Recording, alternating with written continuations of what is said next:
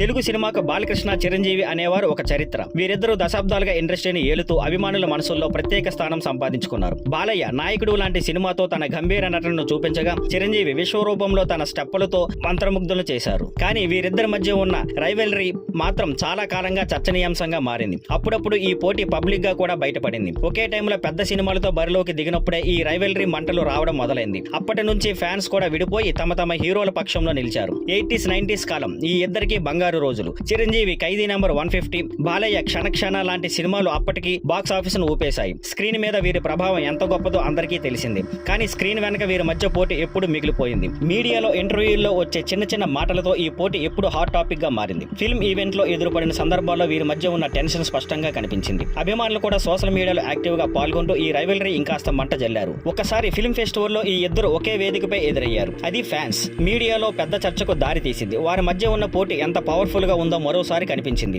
ఈ రైవెలరీ వాళ్ళ కెరీర్ లో ఇండస్ట్రీలోనే ప్రభావితం చేసింది అనడంలో సందేహమే లేదు. తమ వృత్తిపై వీరికి ఉన్న డెడికేషన్, ఫ్యాన్స్ పట్ల ఉన్న ప్రేమ వల్ల ఇది ఎలా సాగింది. మీరు బాలయ్య ఫ్యాన్స్ అయినా, చిరంజీవి ఫ్యాన్ అయినా మీ అభిప్రాయాలు కామెంట్స్ లో చెప్పండి. ఇంకా మీరు ఏ టాపిక్ మీద వీడియోలు చూడాలనుకుంటున్నారో కూడా చెప్పండి.